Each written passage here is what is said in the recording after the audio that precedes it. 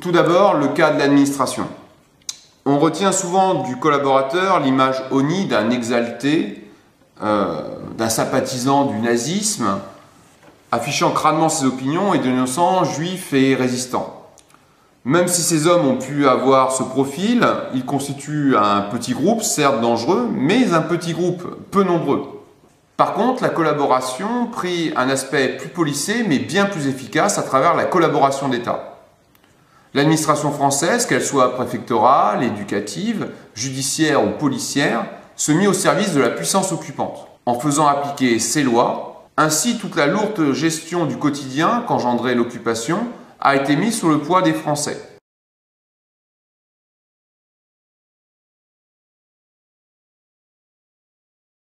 Loin de freiner les demandes allemandes, cette collaboration fut accélérée sur les points où il existait une convergence objective de vue entre Vichy et les nazis, notamment dans la politique antisémite. C'est ainsi que la chasse aux résistants et aux juifs revint en large partie à l'administration française. L'esprit de résistance, même s'il fut réel, resta très minoritaire. La plupart des administrateurs, par lâcheté, par opportunisme, par carriérisme, acceptèrent l'ordre allemand.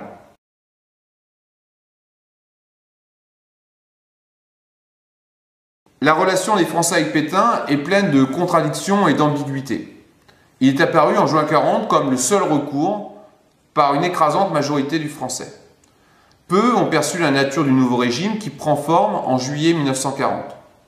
La France s'est littéralement donnée au vieux maréchal sorti de sa retraite par la gravité des événements.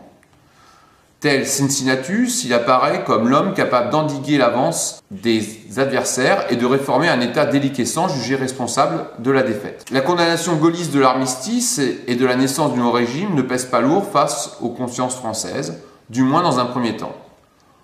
Cependant, il y a des tournants. L'entrevue de Montoire, en octobre, interroge de nombreux Français sur la réelle nature du régime de Vichy et sur la stratégie de Pétain. Cependant, la majorité des Français croit encore au double jeu du maréchal. L'approfondissement de la politique de collaboration, notamment sur la question juive, mais aussi l'aggravation des conditions de vie, détache progressivement une large partie des Français du régime et aussi de la personnalité du maréchal. Cependant, les Français ont du mal à condamner la personnalité de Pétain, faisant retomber la faute sur ses ministres, en particulier Laval, qui joue le rôle de paratonnerre. Cette dichotomie et ces dynamiques se poursuivront jusqu'à la libération où la fuite de Pétain à Sigmaringen prouve la vraie nature de son personnage, à savoir un collaborateur d'extrême droite. On doit donc différencier deux termes, le maréchalisme et le pétainisme. Les maréchalistes font confiance à Pétain, c'est-à-dire à la personnalité, il y a un attachement au vainqueur de Verdun. Au-delà de cette mémoire, de voir que la propagande et le culte de la personnalité ont joué à plein, on peut considérer qu'une majorité de Français sont restés maréchalistes jusqu'au bout, voire même largement après la guerre.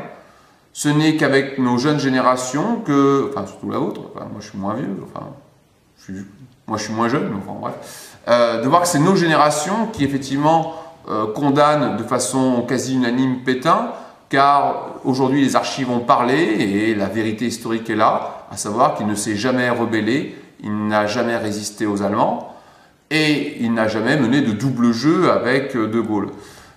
Donc il faut distinguer ce maréchalisme qui a été dominant chez les Français pendant la guerre et le pétainisme. Le pétainisme, c'est l'attachement aux valeurs d'extrême droite, réactionnaire, antisémite et collaborationniste de Pétain. Là, de voir que seule l'extrême droite a adhéré véritablement à ces valeurs et que la majorité des Français étaient très rétifs et très méfiants vis-à-vis de cette orientation du régime. Alors, que pensaient les Français véritablement? La vie quotidienne des Français dans ce contexte est évidemment très difficile.